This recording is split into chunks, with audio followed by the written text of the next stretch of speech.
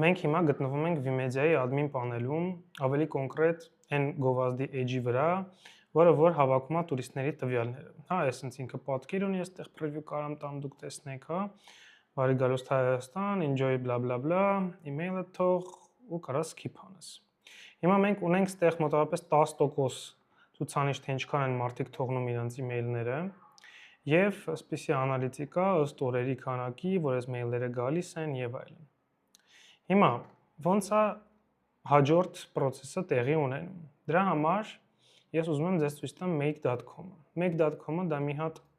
գործիք է, որով դու կարող ես սարքել automation-ներ, տարբեր tool-եր միացնես իրար API-ներով, իրանք իրար հետ խոսան եւ ինչ որ գործ անեն։ Կոնկրետ մեր պարագայում այդ գործը ճիշտ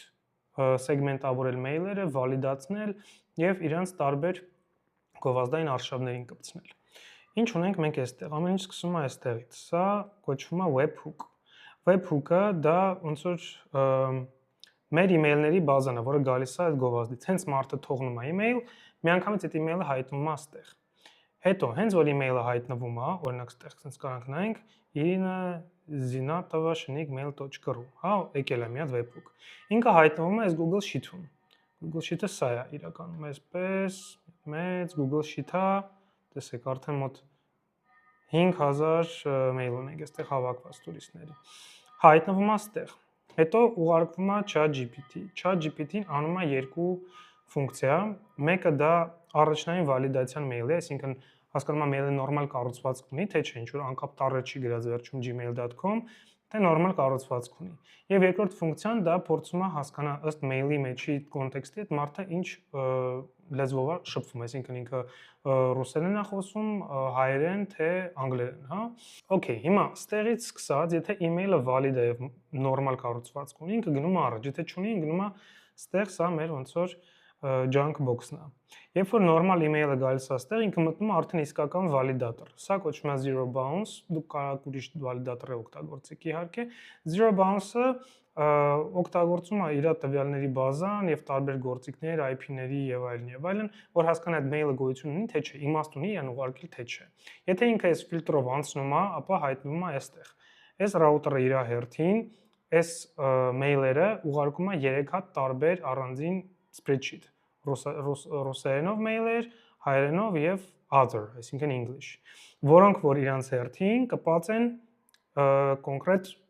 գովազդային արշավի, որը որ արվում է Smart Lead AI-ով, հեսա ձեզ ցույց կտամ, բայց ինչ տեղի ունեցավ այստեղ, եկեք մի հատ zoom out անեմ, այս մեր mail-ը Իրինայի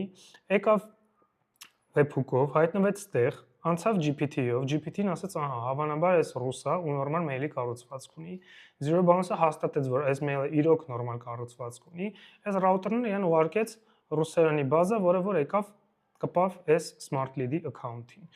Հիմա եկեք նայենք Smart Lead-ը։ Smart Lead-ում մենք ունենք երկու հատ campaign այստեղ, sense միացրած Vimedia English եւ Vimedia Russian։ Ինչպես տեսնում եք, արդեն բավականին մեծ data ունենք եւ կարող ենք արդեն պատկերացում կազմել, թե արդյոք այս մեյլերը նորմալ են աշխատում, թե ոչ։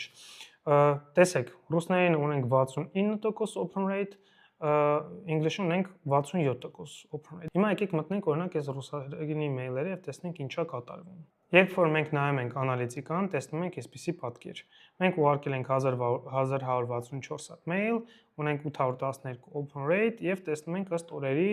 քանի հատ մեյլ ենք ուղարկել եւ քանի open rate-ը ըստ օրերի եւ տեսնում ենք մեյլերի հաջորդականությունը եւ իրենց open rate-ը։ Այստեղ շատ կարևոր ցուցանիշները սրանք են, այս open rate-երն են, որ բոլոր 4 մեյլերն էլ ունեն բարձր open rate, դա նշանակում է որ մեյլերը հասնում են տեղ եւ եկեք օրինակ մի հատ նայենք հենց առաջի email-ը, որը որ մշակույթի նախարարության կողմից ուղարկվող email-ն է, ռուս տուրիստը գալիս է, իրեն ասում են добро пожаловать в Армению, вот 5 музеев, которые вы можете посетить в самом сердце Երևանը։ Մենք ունենք բազում email account-ներ, որոնցից ուղարկում ենք ամեն մեկից ընդամենը 35 հատ email, ոչ ավել, եւ դա թույլ է տալիս մեզ ընկնել inbox։ Եկեք ես ձեզ նաև ցույց տամ մեյլերը, որպեսզի դուք տեսնեք, որ սա իրոք ռեալ մեյլեր են։ Այստեղ մեր data set-ներ, ինչպես ես ձեզ առաջ ցույց տվեցի, տեսեք, այստեղ մենք ունենք բազում խառը մեյլեր, բայց եթե մենք սխմենք օրինակ row-ի վրա, կտեսնենք, որ այստեղ բոլորը, տեսեք, նորմալ կառուցվածք ունեցող մեյլեր են, որոնք որ անցել են վալիդացիա, նույնը հայերենով, նույնը other-ով, այսինքն անգլերեն, սա էլ դե junk mail-եր են, որոնք որ կարող է մեկ-մեկ լինի, որ normal mail լինի, տենց էլ է պատահում, բայց այսպիսի բաներ կան, որոնք որ AI-ը բռնում է եւ ասում է, չէ, սա նորմալ կառուցվածք չի ու գցում է junk։ Այս քանը, ինչ որ ես ձեզ ուզում եի ցույց տալ, հուսամ սա հետաքրքիր է։ Իրականում այս ամենը ինչ որ ես ձեզ ցույց տվեցի, դուք կարող եք ձեր մեյլերի բազայի վրա օգտագործել, եթե դուք հարցեր ունենաք ոնց դա set-up անել, ոնց ընդհանրապես աշխատում make.com, ինչ խնդիրներ կան առաջանան այդ set-up-ները անելուց, խնդիր չկա, կարող եք դիմել եւ մեծ սիրով ձեզ կպատասխանեմ։